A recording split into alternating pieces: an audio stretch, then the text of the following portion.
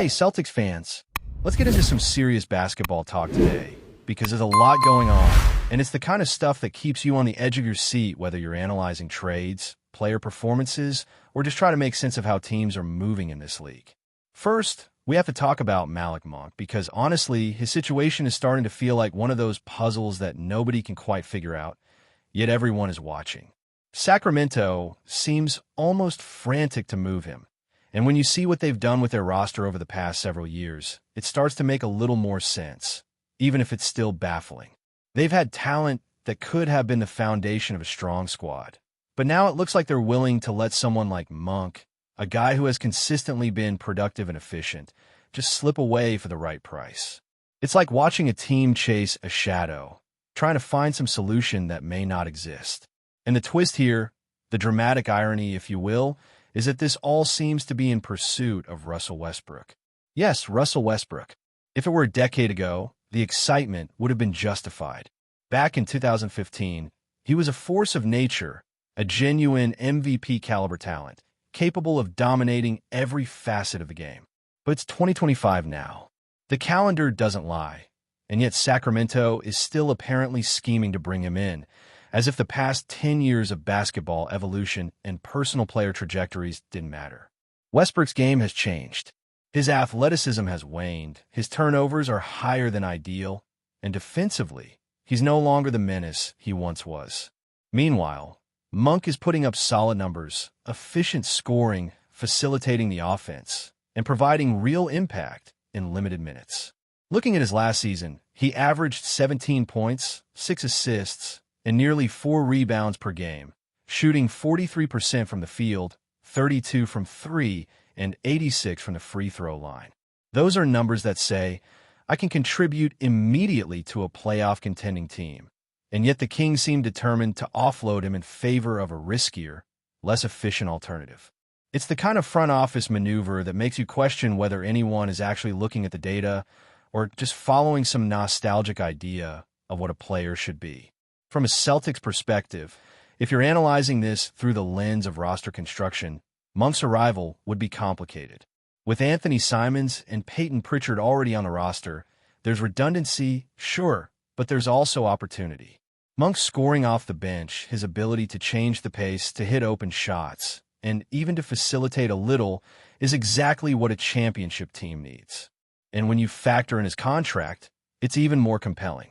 $18.7 million for the upcoming season is a reasonable number for a player who can be that spark.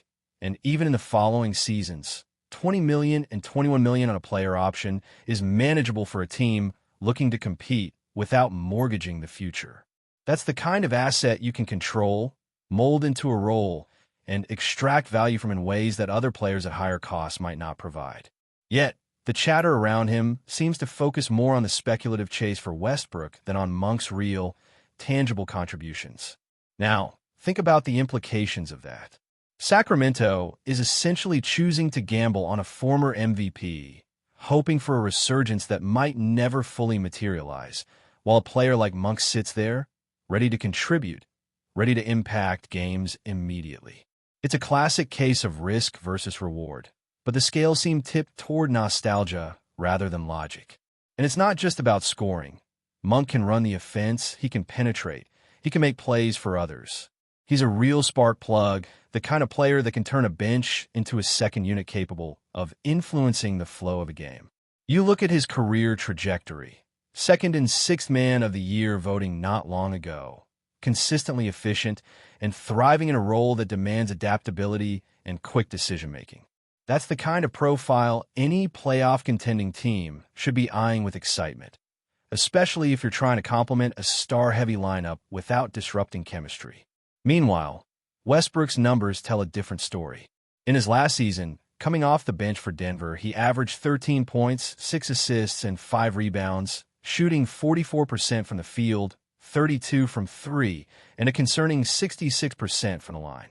On paper, those aren't bad. But the underlying issues are hard to ignore.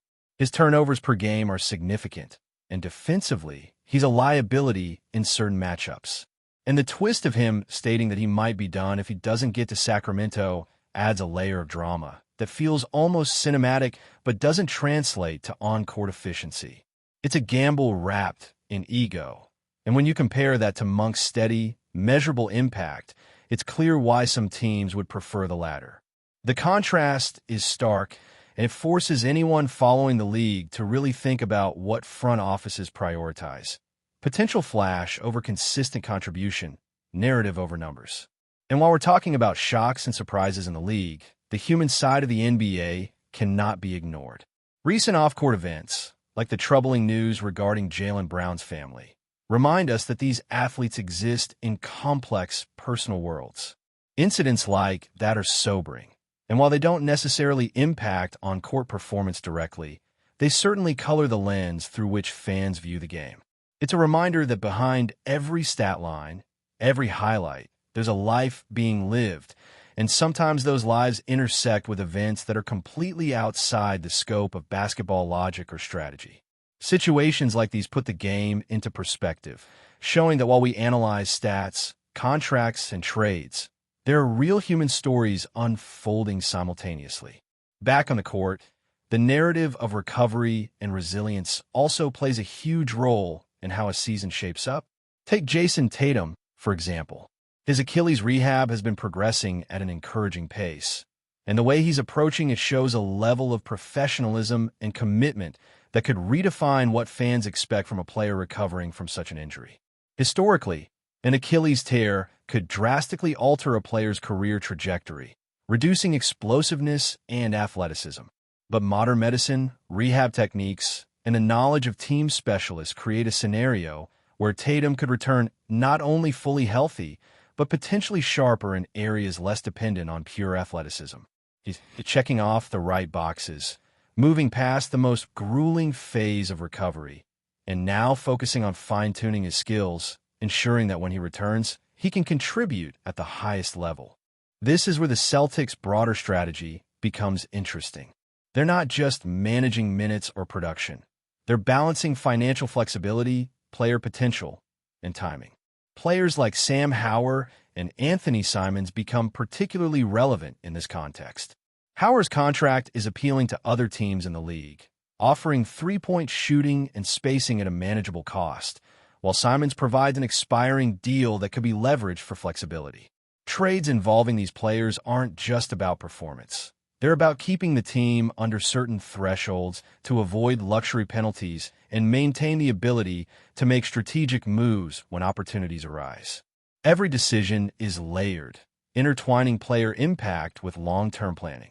For fans, these behind-the-scenes maneuvers often go unnoticed, but they are critical in shaping the competitive window of a team striving for a championship. Beyond the numbers and contracts, the human element remains vital. Players are not just statistics. They have personalities, chemistry dynamics, and leadership roles that affect both locker room culture and on-court cohesion. Comments from fans often highlight these aspects, pointing to debates about who deserves minutes, whose talent is maximized, and how decisions affect team morale. The discussion around Kata versus Luke Cornett, for instance, isn't just about raw ability. It reflects deeper questions about how a coach distributes playing time, how players respond to pressure situations, and how the team maintains its mental and emotional edge during the playoffs. It's a delicate balance, and even subtle choices can reverberate across a season. Reinforcing this, consider how player development intersects with opportunity. A young player like Giddey may show glimpses of brilliance, but translating that into consistent playoff production is another story. Teams must weigh immediate contributions against potential growth, which is why restricted free agency and strategic acquisitions become so central. Golden State's indecision regarding Kuminga illustrates this perfectly. Here's a team with talent, yet they are hesitant to make moves, letting opportunities linger as the off-season stretches on.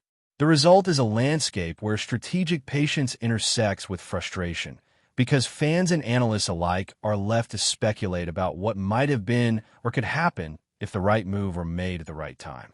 It's a reminder that front office strategy is as much art as it is science. Understanding player fit, timing, and financial implications requires a nuanced approach that goes beyond any single stat line.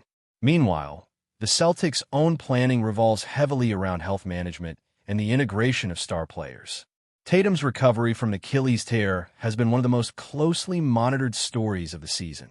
Historically, this type of injury could derail an athlete's career trajectory, limiting explosiveness and requiring significant adjustments to their playing style.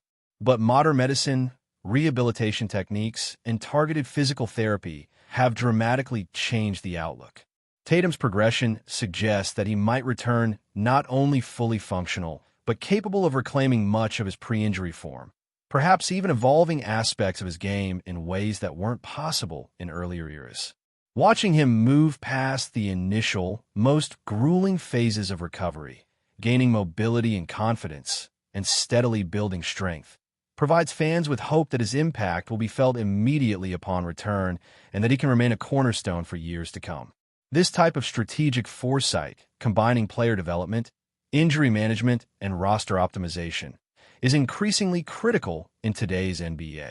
Teams no longer rely solely on superstar dominance. They must create a structure that allows supporting players to thrive, bench units to provide meaningful contributions, and star players to peak at the right moments. In Boston's case, integrating Tatum back into the rotation requires careful timing. If they push too hard for a mid-season return, there's risk. If they wait too long, they might miss opportunities to compete meaningfully in playoff contention. It's a delicate calculation, balancing immediate competitiveness with long-term sustainability. In addition to Tatum, the Celtics have been watching other roster pieces carefully. Restricted free agents, role players with expiring contracts, and emerging talents all factor into the calculus. Strategic acquisitions can be subtle yet impactful, creating spacing, defensive versatility, or bench scoring that shifts playoff matchups. Players like Malik Monk, if available, provide exactly that type of value. His ability to score efficiently, run secondary offense, and inject energy into a team can transform second units from liability into weapon. And yet, when evaluating potential additions, management must weigh overlap with existing players, salary considerations, and long-term trajectory. Bringing in a new scorer might enhance depth, but also risk redundancy with established rotation members. These decisions aren't trivial. They could define the identity of a team, affect chemistry, and even influence which players develop under the guidance of veterans and coaching staff. Looking at fan commentary adds another layer to this discussion. Observing debates about player effectiveness, potential trade targets, and strategic choices provides insight into how basketball is experienced culturally. Fans analyze everything from box scores to defensive rotations, often bringing perspectives that challenge or reinforce management decisions. For example, comparing Simons and Pritchard highlights the subtleties in how players fit into a system. Who is a better fit offensively? Who contributes more to team spacing and playmaking? Who can maintain performance under playoff pressure? These are questions that resonate deeply with fan bases and can influence the perception of a season's success even before games tip off. All of this underscores the intricate dance that defines professional basketball today. Every choice, whether about acquiring a player, managing a contract, or planning a recovery timeline, carries ripple effects. The league has become a complex ecosystem where front offices must blend statistical analysis, medical insight, and strategic foresight, all while managing personalities and expectations. Teams like Boston, with a combination of stars, emerging talents, and role players, illustrate how delicate this balance is. Success depends not only on talent, but on timing, integration, and the ability to adapt to evolving circumstances throughout the season. But before we continue, please remember to subscribe to the channel and give the video a like. Your support helps us keep bringing you the latest news about the Boston Celtics. Feel free to share your thoughts on the news in the comments as well. Al Horford's announcement of his departure from the Boston Celtics has sent shockwaves through the basketball world, stirring intense speculation about both his reasons for leaving and the potential destinations for the veteran center. Sources close to the team suggest that Horford's decision stems not from a lack of competitive spirit or physical capability, but from a deep-seated feeling of underappreciation within the Celtics organization. Rumors circulating in sports circles indicate that Horford has long felt that his contributions, both on and off the court, have not been fully acknowledged, despite his consistent performance and leadership qualities. This sentiment, according to insiders, has been simmering for some time, creating a tense dynamic within the locker room, where teammates reportedly recognize his value but may have struggled to communicate it effectively to management. Analysts speculate that Horford's departure could be a pivotal moment for the Celtics, potentially affecting team chemistry, strategic planning, and the perception of the organization in the broader NBA community. Observers note that players of Horford's caliber, who combine experience, versatility, and basketball IQ, are rare commodities, and losing such a figure might trigger a ripple effect, prompting questions about retention strategies, contract negotiations, and the balance between veteran leadership and emerging talent within the franchise. The timing of Horford's announcement has only intensified speculation, as it comes at a juncture when the Celtics are evaluating their roster for upcoming seasons and contemplating trade opportunities or free agent acquisitions. Conversations in the sports media suggest that Horford's departure could be a signal to other veteran players that management's priorities may lean toward younger talent, a narrative that could influence future contract discussions and roster stability.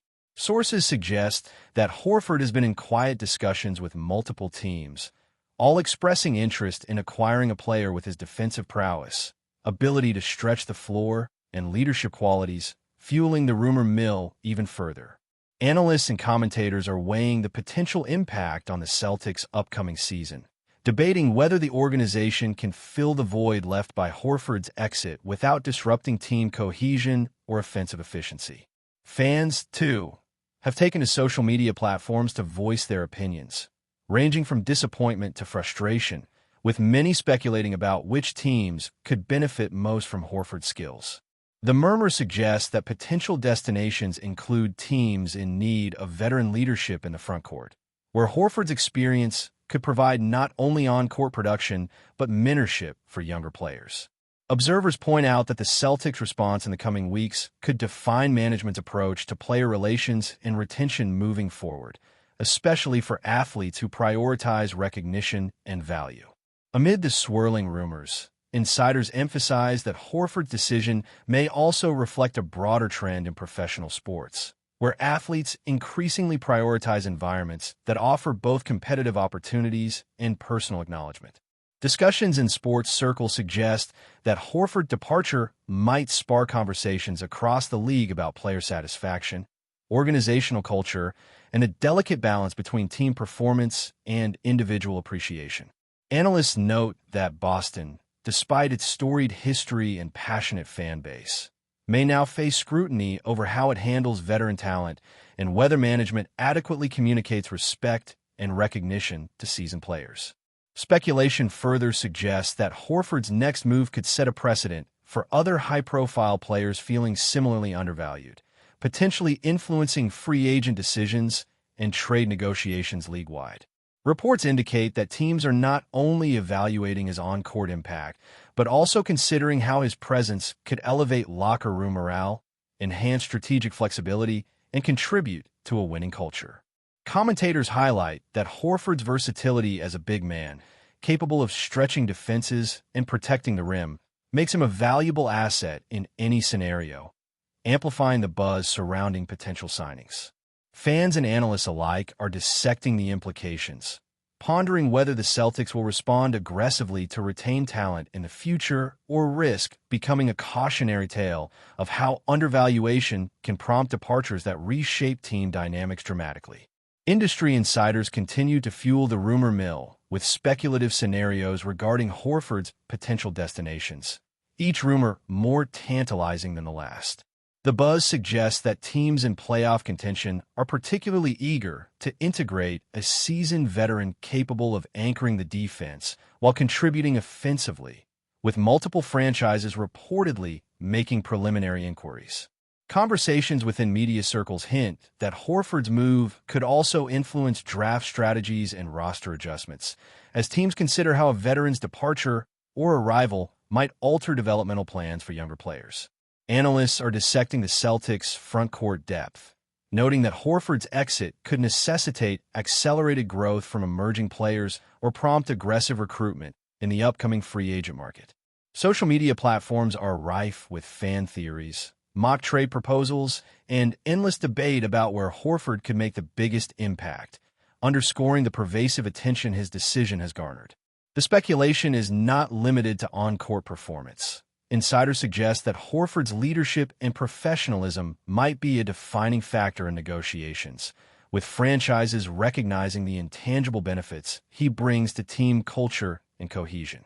The sports world remains abuzz, balancing excitement, curiosity, and apprehension as everyone waits for the next official announcement regarding Horford's future. The combination of timing, talent, and narrative ensures that his departure is more than a transactional story. It has become a topic of intrigue, analysis, and endless conjecture among fans, pundits, and teams alike. That's it for this update. If you enjoyed the video and want to keep receiving exclusive news about the Boston Celtics, please subscribe to our channel and give the video a like. We always appreciate your comments and opinions. See you in the next video.